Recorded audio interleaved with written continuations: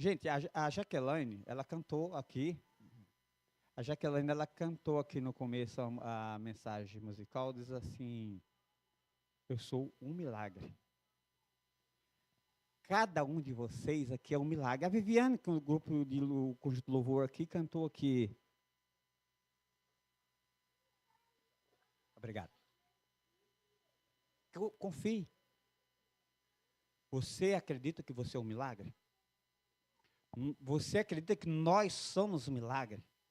Eu quero que você olhe para a pessoa que está do seu lado e diga assim: olha, você é um milagre. E que lindo.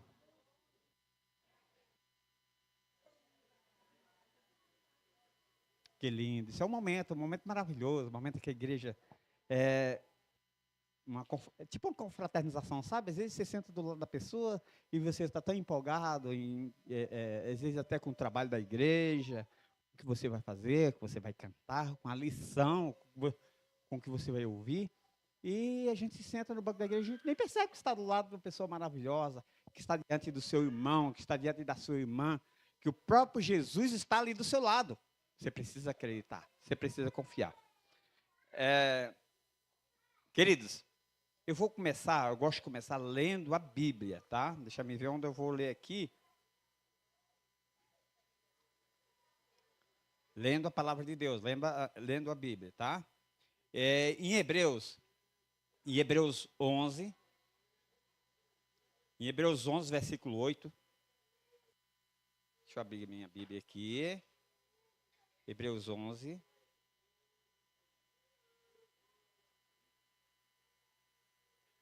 Versículo 8 diz: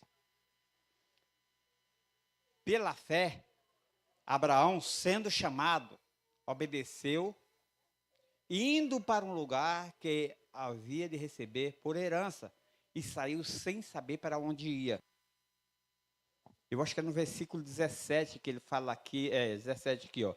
Pela fé ofereceu Abraão Isaque, quando foi provado, sim, aquele que recebera das promessas ofereceu o seu unigênito.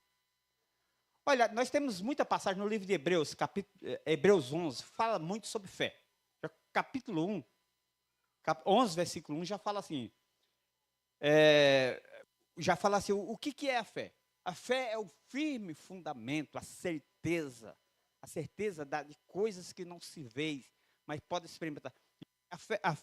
Opa, está falhando aqui. A fé não pode ser explicada. A fé só pode ser experimentada. Hebreus 11, versículo 6 diz assim: sem fé é impossível agradar a Deus.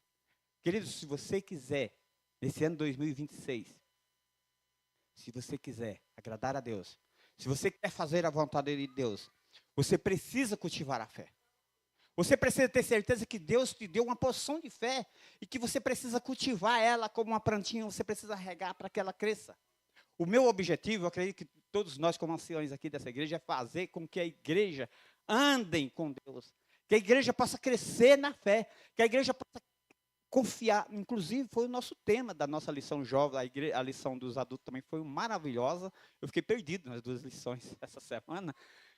Tem que me adaptar aos jovens aqui. Inclusive, foi para mim foi um desafio maravilhoso. Já falei para a Vitória, me convidaram para ser professor dos jovens. Então, para mim foi muito bom. Vai ser uma experiência maravilhosa estar com eles ali. Mas que vocês aproveitem a lição de vocês aqui. Gente, está linda, linda, linda mesmo.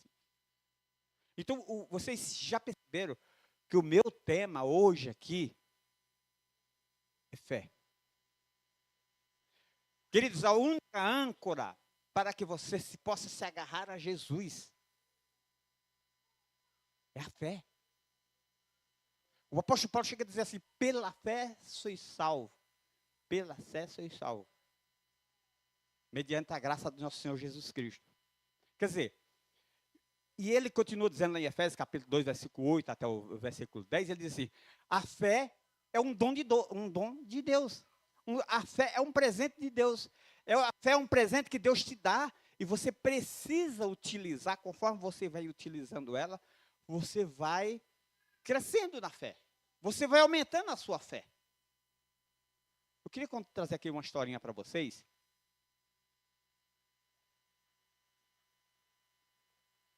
Eu tenho que começar contando história. Essa história tocou meu coração, eu ouvi essa história. Uma história linda, né? George Miller. Não estou falando de Guilherme Miller, mas estou falando de um homem muito próximo aqui do século XIX ao século XX, George Miller. Ele teve um passado bem difícil na vida dele, no começo, na juventude dele. Chegou um momento em que ele até foi preso, praticou alguns delitos, mas o que eu estou querendo falar para você aqui, que não é exatamente o que ele cometeu, mas ele foi preso e no momento lá na cadeia, ele foi preso, teve um momento que ele foi preso injustamente, e ele começou a orar, e aprendeu a orar, e Deus começou a responder as suas orações, e ele se intensificou nas suas orações. Ele aprendeu assim, ele lendo a Bíblia, começou a ler a Bíblia, e começou a ler a Bíblia e orar, e ele aprendeu na Bíblia lá em Salmos 68, versículo 5, que Deus é o Pai dos órfãos. Ele já estava um homem, já tinha se casado, já estava um bem sucedido, tinha completado seus estudos. Ele disse, Deus é o Pai dos órfãos, eu preciso fazer alguma coisa. Então, George Miller, ele começou a fundar orfanatos. Ele fundou pequenos orfanatos, que depois ele chegou em 5 grandes orfanatos. E esses 5 grandes orfanatos, tinha vários funcionários trabalhando para ele. Tinha mais de 120 mil em que pessoas que ele ensinou, esses 5 orfanatos, ele chegou a ter mais de 10 mil órfãos. Mais de 10 mil órfãos. Eu pesquisei no YouTube aqui, deu 10.280, coisa assim. Esse homem, gente, esse homem leu a Bíblia 200 vezes. A pessoa para ler, queridos, você lê a Bíblia, você diz, olha, eu vou começar o ano bíblico, vou começar agora, meu ano bíblico, esse ano. E até o final do ano, até antes de terminar o ano, eu quero terminar o meu ano bíblico. Você precisa fé. Você precisa confiar, você precisa, mas não apenas uma fé que você fala assim, eu vou fazer, e se eu fizer, tudo bem, se eu não fizer. Gente, quando você tem fé, quando você acredita em algo, você se agarra com todas as suas forças. Você precisa agarrar. E diz no livro, quando aquele George Miller, quando estava já no final da sua vida, que estava para morrer, um repórter foi lá perguntar para ele, e George Miller, o que você gostaria de fazer antes de você morrer? Qual o seu último pedido? Ele falou, que eu pudesse ler a Bíblia mais uma vez e conhecer a graça maravilhosa desse Deus a quem servimos. Queridos, isso é fé. Eu não sei como ele leu 200 vezes, porque eu levei, parece que quase 8 anos para ler a Bíblia, minha Bíblia a primeira vez. Eu queria ler em um ano, eu levei 8 anos. Agora comecei esse ano, comecei com o objetivo que quero ler de novo. Não sei se eu vou ler nesse ano. Eu dou parabéns para as pessoas que pegam, fazem ano bíblico, começa em janeiro, em dezembro. Tem pessoas que leem em 3, 4 meses. Tem muitas pessoas que leem em pouco tempo ler a Bíblia. Eu não consigo. Mesmo porque eu começo a ler a Bíblia, eu começo a pesquisar, depois começo a ler outro livro sobre aquele assunto. Eu não consigo ler a Bíblia assim no ano. Até agora eu não consegui. Nada é impossível. Por que é impossível? Se todos os outros conseguem, eu não consigo. No ritmo que eu leio a Bíblia, eu não leio a Bíblia em um ano. Mas esse homem, quando ele morreu, encontraram um pequeno livreto dele, no seu diário, em que falava que ele tinha lido, ele contando que leu a Bíblia, 50 vezes esse homem leu a Bíblia de joelhos. Ele falava que não era digno de ler a palavra de Deus sentado. Queridos, a pessoa precisa, uma pessoa dessa, ele precisa ter fé. Uma pessoa dessa precisa ter fé, precisa ter confiança. Sim, Wesley. Então, ele dedicou a vida dele inteira para ler a Bíblia. Ele era advogado, é claro que ele tinha tempo, provavelmente ele tinha tempo para ler a Bíblia, e aquele tempo ele dedicou para ler a Bíblia. Certa vez, olha, uma das suas histórias, está essa biografia, gente, está no YouTube, se você procurar, não é Guilherme Miller, tá? Nosso historiador, que ele começou em 1844, mas George Miller. E diz assim que um dos seus empregados, chegou do seu orfanato e falou para ele, George Miller, nós não temos pão. E ele disse assim, diz que eu vou orar, conversar com o Senhor. E ele foi e orou a Deus e disse, Senhor, Deus, Pai dos órfãos, nós não temos pão. Isso demorou um certo tempo, demorou alguns minutos, algum tempo assim. Não sei exatamente quanto tempo, não fala, mas de repente parou uma carroça assim e chamou: Jorge Miro, senhor Jorge Miro, sou eu sim. Olha, a rainha pediu 1000 pães e ela mandou voltar porque esse pão está assado demais, ela não quer. Mandou devolver esses pães e nós não temos para quem doar. Nós queremos trazer doar para o senhor. O senhor aceita esses pães? E ele aceitou aqueles pães. Ele disse, na verdade, não foi os pães que foram assados demais, mas a resposta do meu Deus. E disse que esses orfanatos, quer dizer, ele não pedia, fazia pedido para cuidar dos órfãos. Ele apenas orava e Deus enviava, porque assim Deus age na vida de um homem e de uma mulher de fé. Certa vez ele estava conversando, estava em oração, e a rainha foi visitar, a rainha da Inglaterra foi visitar ele, por saber pelo o trabalho maravilhoso que ele estava fazendo. E visitou ele e disse assim, a esposa ficou toda empolgada que a rainha chegou, entrou com toda aquela comitiva, ela ficou assustada, não sabia o que fazer, e foi procurar Jorge Miro. Bem, meu bem, a rainha veio nos visitar, está aí querendo conversar com você. Ela falou, meu bem, fala para a rainha que eu vou atendê-la assim que eu conversar com o rei. Ele estava em oração. Queridos, a vida de um homem e de uma mulher de oração, você vê nos olhos dele. Você vê nos olhos dela. Você vê nos olhos de uma pessoa, quando uma pessoa sobe aqui para cantar, ele pode cantar o hino mais lindo. Mais lindo. Perfeito, canta perfeito, lindo, maravilhoso. Ele pode pregar uma pregação linda, maravilhosa, tocar o coração das pessoas. Mas você pode olhar assim no final, você diz, olha, mas esse homem não é um homem de oração. Ele falou tão bonito, mas ele não é um homem de oração. Essa menina que cantou, essa pessoa que cantou lindo. Mas algo me diz que essa pessoa não é uma pessoa de oração. Você sente nas palavras da pessoa. Quando você é um homem de Deus, uma mulher de oração, você sente nas palavras daquela pessoa que você é uma pessoa de oração. Vocês lembram da história de Pedro? Quando Jesus foi crucificado, estava sendo maltratado, as pessoas diziam, olha, você é um deles. Eu falei, não, eu nunca andei com esse homem, não conheço esse homem. Mais uma vez, veio a outra criada e disse, você é um deles, sim. Não, eu não conheço esse homem, nunca vi, eu não conheço esse povo. Não faço parte desse povo, como diz assim, não faço parte dessa laia. Exagerando aqui, está nas palavras, não foi isso que ele falou. Mas mais ou menos assim, que na terceira passagem lá em Lucas, diz assim, com maldição, Pedro, na terceira vez, com maldição, Pedro negou o seu Criador, que a pessoa diz assim, você é um deles sim, porque o seu modo de falar, o seu modo de se vestir, o seu modo de andar, está nos denunciando que você é um deles. Não tem como você negar que você é um deles. A mesma coisa de eu chegar aqui, que eles pregar e a pessoa dizer, olha, você é nordestino. Não faço parte desse povo. Nunca fui do Nordeste. Eu estou aqui desde jovem. Como vai negar? Como que vai negar? O sotaque está falando. O sotaque fala mais alto. O gesto, a forma de falar está falando mais alto. Não tem como você negar. A pessoa que anda com Jesus, não tem como negar que você anda com Jesus. Lembra quando os discípulos chegaram em Tessalônica? Que eles receberam o nome de cristão pela primeira vez? Ele disse assim, olha, aqueles são os cristãos. Mas por que você acha que eles são cristãos? Olha, o jeito que eles falam é o mesmo jeito do Cristo. Pregando a mesma mensagem que o Cristo. Falando como Cristo. Fazendo a mesma coisa que ele fazia. Aquele povo é os mesmos, são os pequenos Cristos. Eles são os cristãos. Foi a primeira vez que os apóstolos foram chamados de cristão.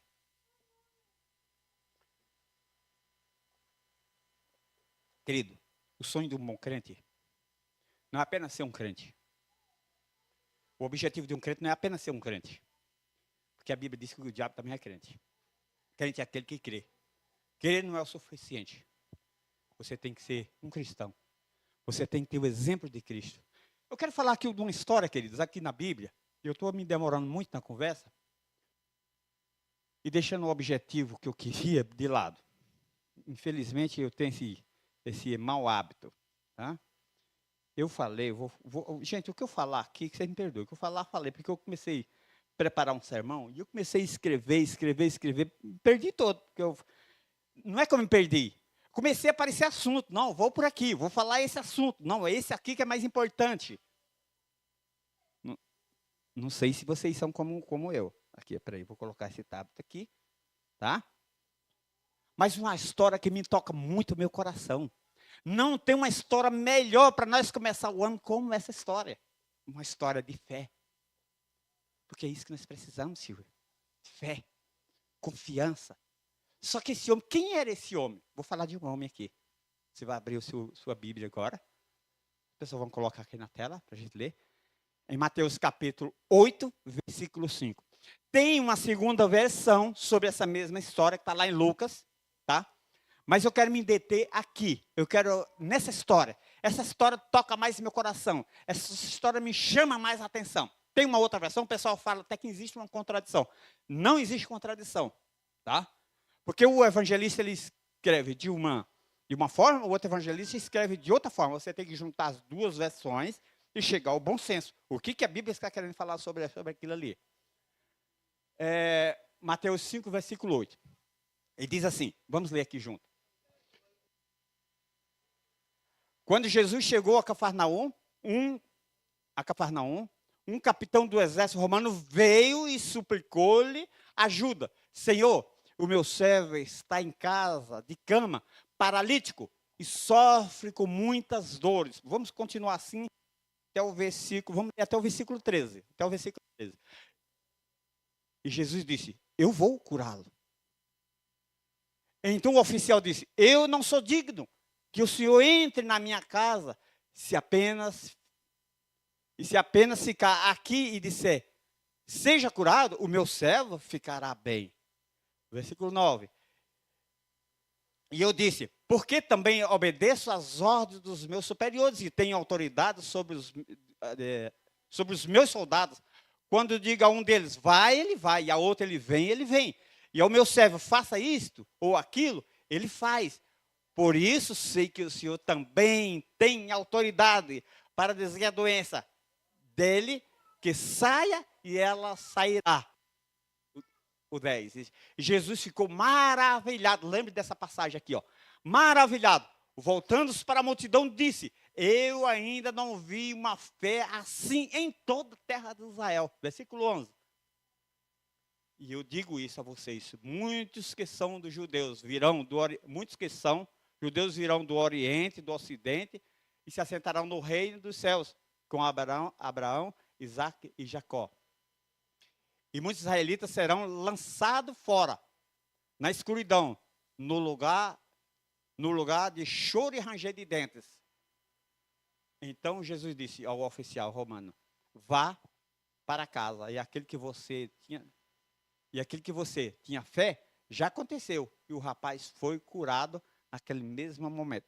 Fiquei atrapalhado aqui, porque a versão aqui minha, aquela versão mais Almeida corrigida, a Almeida aqui é a versão mais atualizada, tá?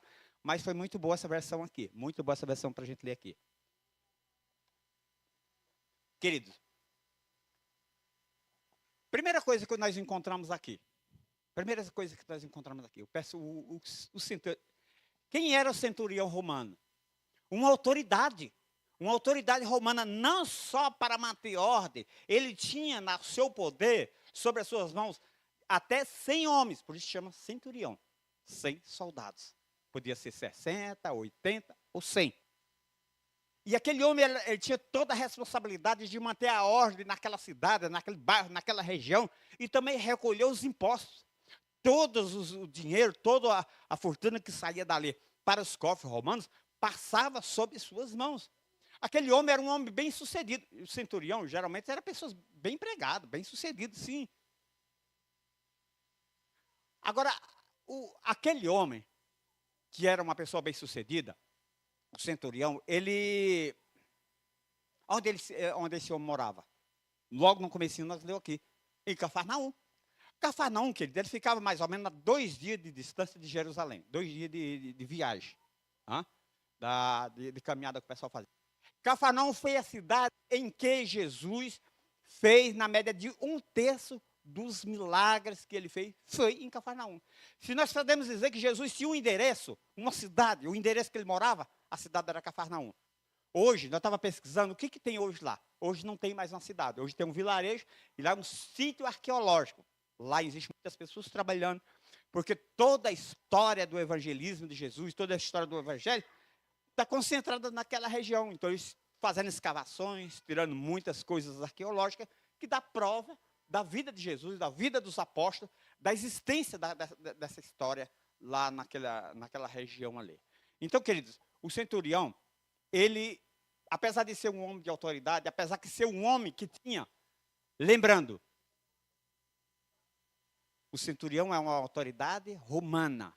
Em Roma, se tinha um Deus, o próprio,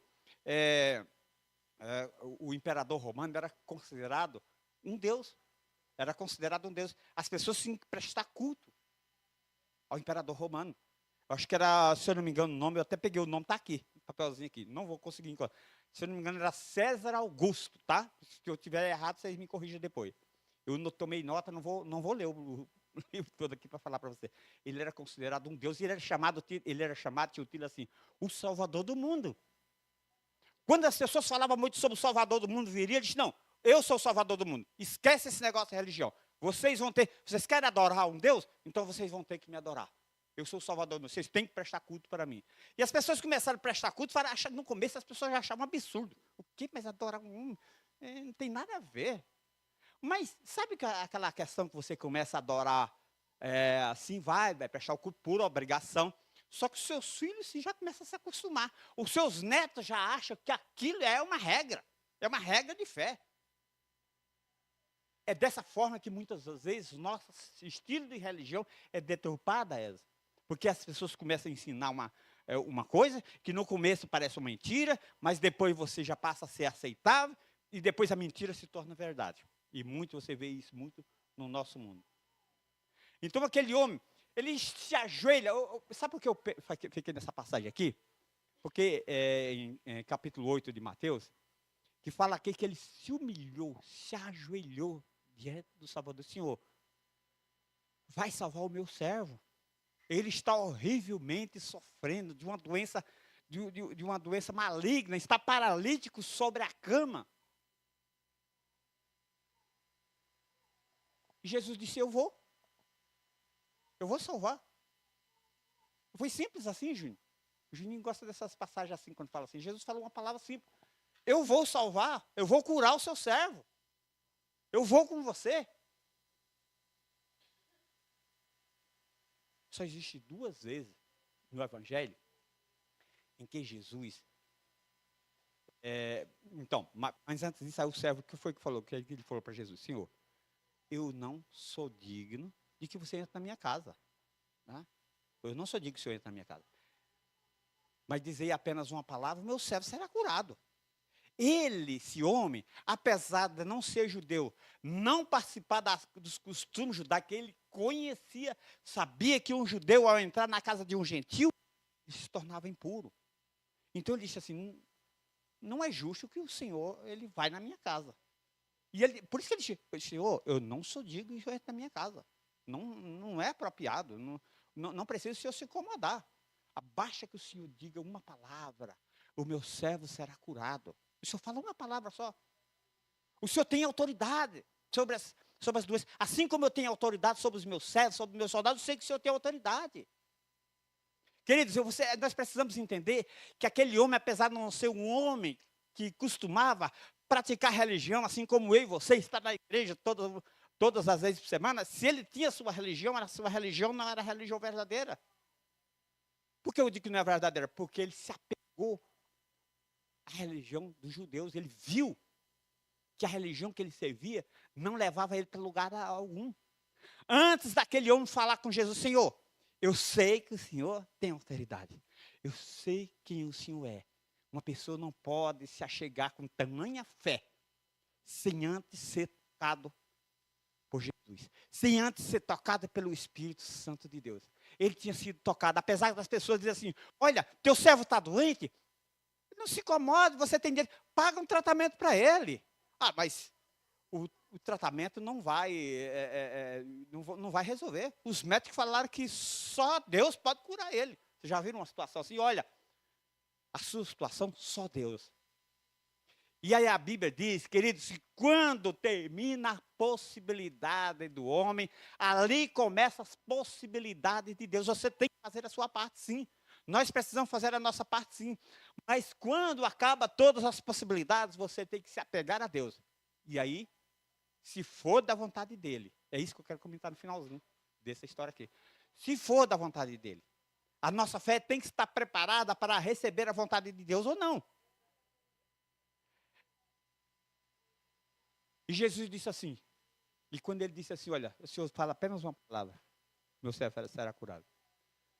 E eu vi ali, eu vejo aquela história que Jesus duas vezes apenas se admira com a fé de uma pessoa. E essas duas pessoas que ele se admirou não eram da religião judaica, não era da igreja. Muitas das vezes nós vemos uma pessoa quando contamos história para nós, olha, uma história de fé, uma história de milagre, uma cura, uma história extraordinária de Jesus, nós falamos, mas de que igreja você é? Ah, meu amigo, eu acho que nem igreja não tem, eu vou na igreja de vez em quando, eu sou católico, né?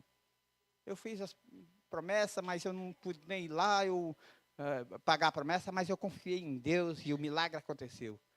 E você, irmão? Ah, eu sou evangélico, mas eu fiz em casa, me apeguei a Deus. Gente, as duas pessoas, que eu não falei da segunda ainda, vocês lembram da mulher Ciro Fenícia? Lembra? Lá em Mateus capítulo 15?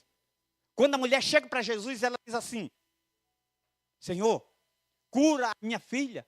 Ela está sofrendo horrivelmente, endemoniada.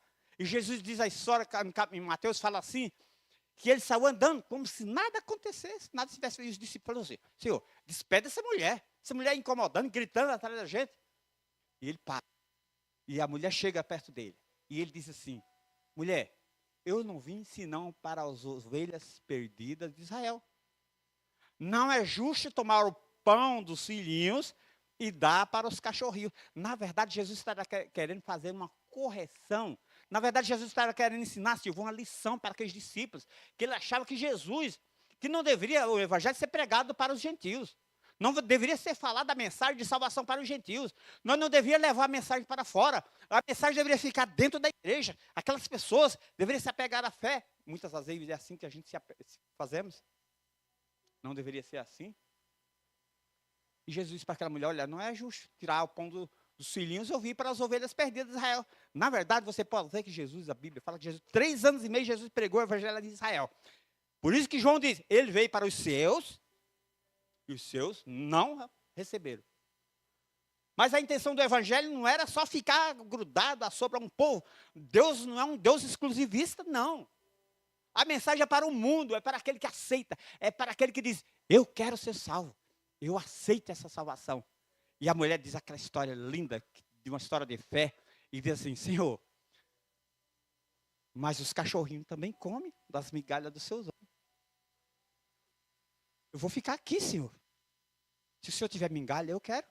O Senhor não pode dar uma migalhazinha para mim? É o suficiente. Dá apenas uma migalhazinha para mim. E diz que Jesus disse, mulher, grande é a tua fé. Vai, tua filha será curada. Grande é a tua fé. Júnior, essas duas pessoas, tanto esse homem, o centurião, quanto aquela mulher sirofenícia, não era pessoa que fazia parte dos costumes judaicos. Não era pessoas cristãs, conforme nós falamos. Não era pessoa que estava acostumado a ter um culto religioso semanalmente, talvez não, mas era pessoas que mostram uma fé. E Jesus diz assim, que Jesus voltando assim para as pessoas, no caso do centurião, voltando para as pessoas, diz assim, nunca vi tão grande fé em toda Israel. Nunca vi tão grande fé em toda Israel. Queridos, o que Jesus quer falar com essas passagens? Que ele tem seus filhos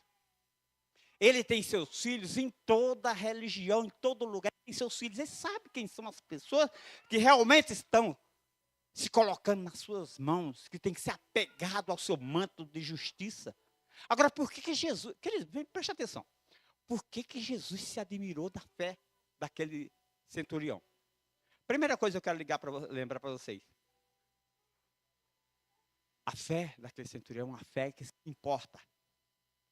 Para quem que o centurião pediu um milagre? Para si mesmo? Senhor, olha, estou com câncer. estou paralítico. Não. Era para seu filho? Era para sua esposa?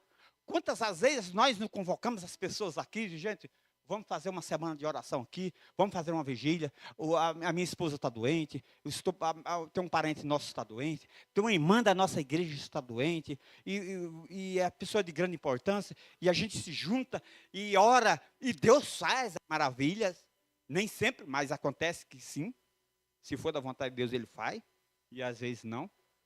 Não de Deus também é uma resposta de Deus, tá? Quando nós oramos, pedimos a Deus e Deus diz não, também é uma resposta, nós temos que aceitar essa resposta. Paulo orou uma vez, orou duas vezes, orou a terceira vez, Jesus disse, Paulo, chega. Não vou fazer o que você está pedindo. Não vou fazer. E Paulo, o que Paulo fez? Paulo aceitou. Sim, Senhor, eu aceito. A fé nossa, queridos, precisamos que a nossa fé esteja moldada à vontade de Deus. Então, aquele jovem, aquele homem, era um homem que se importava com o próximo. Vocês lembram que Jesus disse lá em Mateus? Ele disse, por se multiplicar a iniquidade, o amor esfriará quase todo. Hoje nós não vemos pessoas assim. Por se multiplicar a iniquidade, o amor esfriará quase todo. Está em Mateus 24, 12, se eu não me engano. Mateus 24. Logo naquela primeira parte. Meu irmão estava esses dias falando para mim. Nós sentamos à mesa, tomando um café, eu e ele. Eu costumo fazer um chá delicioso, chá da casca de abacaxi com gengibre, tudo. Maravilha. Pãozinho doce ali, é muito bom. A gente senta ali, vai lá só para a gente tomar esse chá. E ele falou, olha, eu lembro, não sei por que motivo ele falou, eu lembro que eu estava indo da cidade, do sítio, para a cidade, junto com meu pai. Ele começou a se lembrar do pai dele, nosso pai, né? Mas ele falava, meu pai, ele falava assim, com tanta propriedade, por isso que eu estou falando do pai dele. Mas também era meu pai. Ele falou, e eu estava com os pés doendo, eu ia descalço, meus pés começavam a doer. E ele falou, filho, por que você está pisando assim? Ele falou, pai, meus pés estão doendo, está machucado. E ele tirou aquele chinelo dos pés em 42, ou mais, né? 42 e 44, não lembro o tamanho do pé, chinelão, mas para uma criança de 12 anos, mais ou menos tinha 11, 12 anos, menos ainda, menos ainda, uns 8, 9 ou 10 anos, uma caminhada longa, tirou o chinelo do pé e colocou nos pés dele, e ele caminhando, e ele caminhou, chegou lá, e ele, enquanto ele caminhava, ele viu que seu pai que ia descalço nesse instante, seu pai estava descalço. Aí nos lembra quando Jesus, quando diz a Bíblia assim, ele tomou as nossas dores, nos lembra Jesus tomando o nosso lugar. E ele começou a lembrar que o pai dele estava indo descalço e ele estava para proteger seus pés e calçado com o chinelo do pai. E ele começou a chorar. Ele encheu os olhos de lágrimas. Mas como eu não chorei porque eu sou mais duro, mas eu fiquei assim, emocionado. Eu sou mais grosso, assim, mais rústico, difícil de chorar. Mas, queridos, é exatamente essa fé que chamou a atenção de Jesus. Jesus impressionou-se, porque aquele homem ele estava pedindo um milagre, ele estava pedindo em oração por uma pessoa que nem sequer era da sua família, era seu servo. O que era um servo romano? Um escravo. De acordo com a tradução romana, um escravo poderia ser descartado a qualquer momento, se quisesse, podia até matar ele. Olha, não está prestando mais, vamos matar. Mata esse, vamos colocar no lugar de outro, está ocupando muito lugar, está dando trabalho. Mas aquele homem, ele se afeiçoou com o seu servo, com o seu escravo, ele tinha uma amizade com aquele homem. Não pode você colocar em risco o seu trabalho, a sua vida, lembrando que aquele homem também correu risco. Por que ele correu risco? Ele era um centurião romano. Imagina se César diz, olha, em vez de aquele ser o centurião tal, em vez de vir pedir ajuda aqui para Roma, para César Augusto, foi pedir, está buscando ajuda do Cristo. Quem é o Cristo? Aquele que se diz o Salvador do mundo, aquele que se diz o Rei dos Judeus. Lembrando que aí Jesus já era inimigo de Roma, já era inimigo da nação. Mas aquele centurião romano não via por esse lado. Aquele centurião romano, ele via ali como uma oportunidade para salvar o seu amigo, o seu servo. Então ele teve coragem, querido. A Bíblia diz, lá em Tiago capítulo 2, não vamos ler não, que eu acho que não vai dar tempo, mas Tiago capítulo 1, não, peraí, 2 Timóteo, 2 Timóteo, deixa eu ver se eu anotei aí. 2 Timóteo, difícil é encontrar aqui, hein? 2 Timóteo 1, versículo 7, diz aqui, 1, versículo 7. Diz aqui que nós precisamos, coloca essa passagem aqui na tela, aqui. Isso, maravilha, que bom, ó. Pois o Espírito que Deus nos deu não é de covardia, mas de poder, de amor, de equilíbrio. Deus não nos deu um espírito de covardia. Aquele homem, ao ver seu servo doente, ele falou, eu preciso tomar uma decisão. Eu vou falar com Jesus. Eu vou falar com Jesus. Aquele homem correu riscos. Podia ter ficado desempregado. Podia ter sido excluído. Buscando um homem que não fazia parte dos seus costumes. Eu vou buscar a Jesus. Queridos, quantos de nós, quantas histórias nós não temos visto de pessoas que correu risco por testemunhar, aqui mesmo, pessoas correu risco por testemunhar da sua fé. No entanto, nós encontramos pessoas que dizem assim, olha, eu não fiquei na igreja porque eu tinha que terminar meus estudos, eu queria me formar, ia atrapalhar, eu nem ia conseguir terminar meus estudos. No entanto, você encontra outras pessoas que se levantam aqui, eu estudei 6 meses a mais, eu estudei 1 ano a mais, mas eu concluí, eu não neguei o nome do meu Salvador. Aquele homem estava disposto a correr risco, mas ele foi buscar Jesus como o único meio de salvação, como o único meio de salvar o seu servo. Aquele homem não só salvou o seu servo, aquele homem salvou a sua própria vida, ele salvou a sua família. Mas tinha mais, querido, que apesar daquele homem ter uma fé que impressionou Jesus, ele também tinha uma fé que se importava com o próximo. Ele tinha uma fé corajosa, uma fé, ele não recebeu não um espírito de covardia, mas você precisa ter ousadia. Você precisa ter ousadia para você dizer, eu sou um cristão, eu sou um adventista do 7º dia, eu sirvo ao meu Senhor, eu sei a quem eu pertenço, eu sei o que eu devo fazer. Apesar de tudo isso, aquele homem era um homem capaz também de construir pontes. Veja bem, ele tinha uma fé admirável, aquele homem tinha uma fé que se importava com o próximo, aquele homem tinha uma fé corajosa. Lembra quando Deus chamou Josué? Tão somente ser forte e corajoso, e eu serei contigo. Deus não pode trabalhar com pessoas covardes, querido. Deus precisa de pessoas corajosas. Mas aquele homem era um homem capaz de construir pontes. Aquele homem não tinha os costumes judaicos. Concorda comigo? Ele não era judeu. Ele era judeu? Ele não era judeu. Assim como aquela mulher cirofenícia não era. Lá no livro de Mateus chama cananeia, mas ela, no livro de Lucas, ele fala que era uma mulher cirofenícia. Ele era um homem capaz de construir pontes. No capítulo, deixa me ver, Lucas capítulo 7, versículo 4. Lucas 7, versículo 4. Diz aqui, diz que os judeus, ele procurou anciões da casa de Israel, da sinagoga em que ele tinha, da sinagoga de Cafarnaum.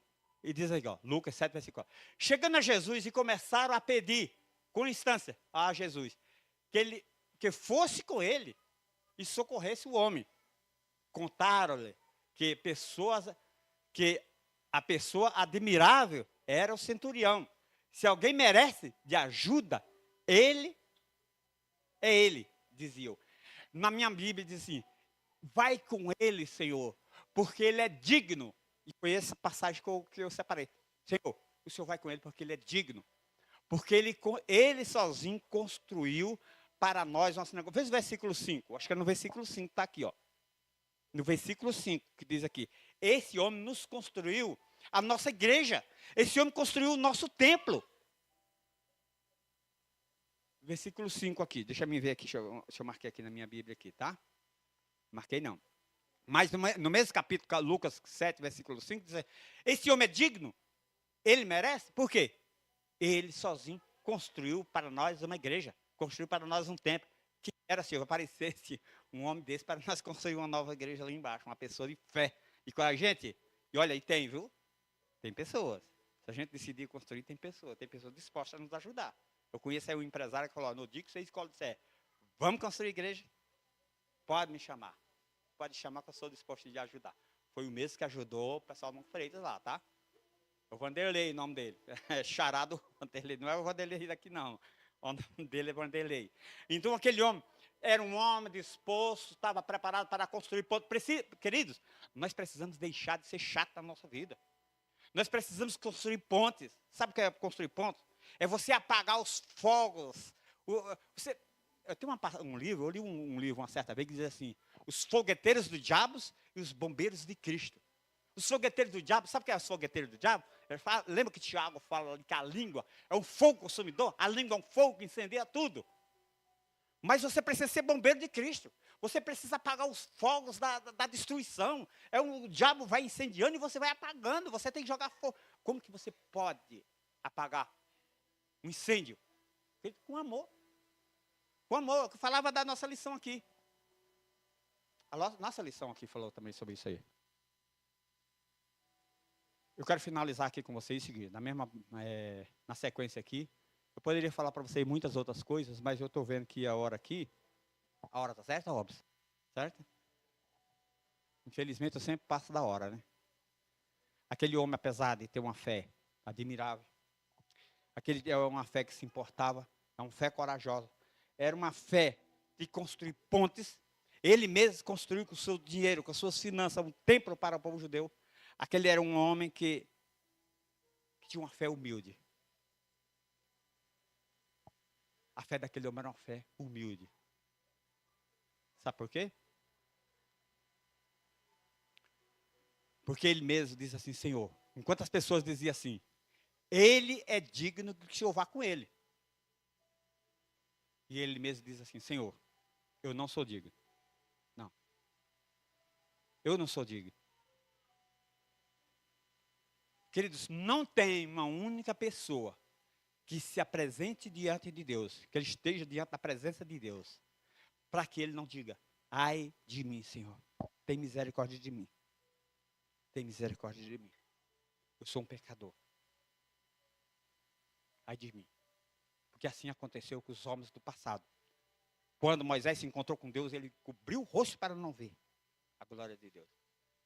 Quando Jó falava com Deus, era um homem de fé, mas quando ele viu a presença de Deus, ele disse assim: agora eu me arrependo e me abomino no pó e na cinza. Quando Isaías teve uma visão da glória de Deus, ele disse assim: ai de mim, porque eu sou um homem de lábios impuros e habito no meio de um povo impuro. Queridos, um homem e uma mulher que está na presença de Deus não tem aquela história: eu determino, eu mando. Não.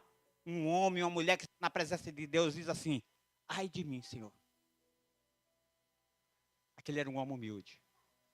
Era uma fé humilde. Aquele homem compreendeu que aquele servo era um dos seus irmãos. Ele merecia o seu cuidado. Ele merecia o seu amor. Queridos, a Bíblia diz que a fé sem obra é morta. Nós precisamos dar testemunho. Não adianta nós falar da nossa fé apenas da língua para fora. Quem que você é quando os outros não te veem? O que você faz? Como é a sua fé quando ninguém está perto de você? Essa é uma pergunta que nós devemos fazer para nós mesmos. Você já viu aquela frase assim, que se a tua fé move o braço de Deus? Queridos, essa passagem, que a fé move o braço de Deus, você tem que lembrar de uma coisa. Você tem que entender uma coisa. A sua fé nunca pode mover o braço de Deus ao teu próprio favor. A tua fé, ela só vem, só move o braço de Deus quando você está disposto a colocar a sua vida à disposição da vida do seu próximo. do seu irmão, do seu companheiro. Aquele homem disse, Senhor, eu não sou digno. Vocês lembram da história lá em Lucas capítulo 15? Vamos só citar aqui, tá? Lucas capítulo 15, quando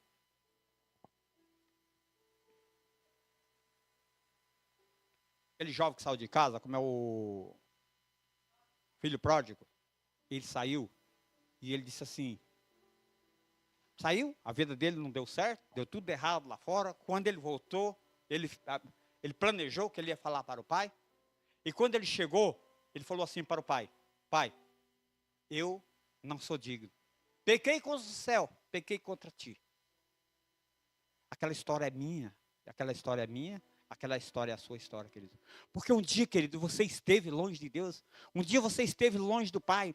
E quando você estava longe do Pai, um dia você distante do Pai, da presença do Pai, você desejou comer comida de porcos.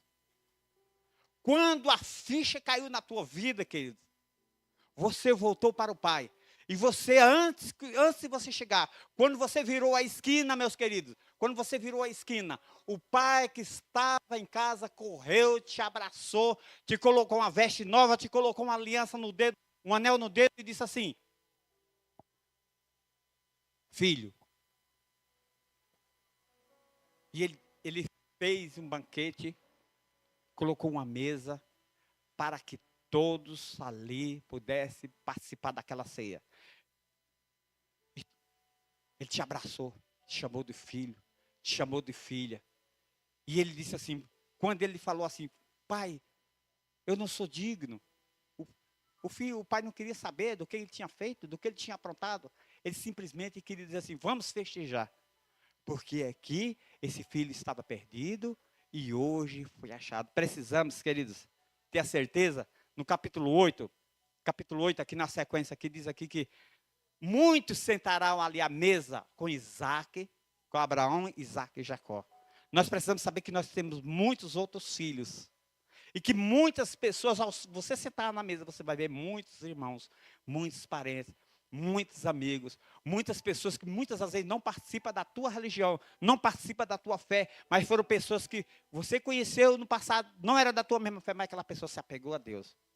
E tem muitos filhos que não sabem que ainda tem um lugar na mesa para ele. Você precisa estar disposto a levar essa palavra de confiança para aquela pessoa. Você precisa estar disposto a se colocar nas mãos de Deus nesse ano, Senhor, meu querido, para que o Senhor Deus possa fazer a obra por intermédio de você. E por isso nós vamos cantar o hino aqui agora, para finalizar. Digno é o Senhor. Sabe por quê? João, no Apocalipse, o último livro. João chorava muito e dizia assim, quem é digno?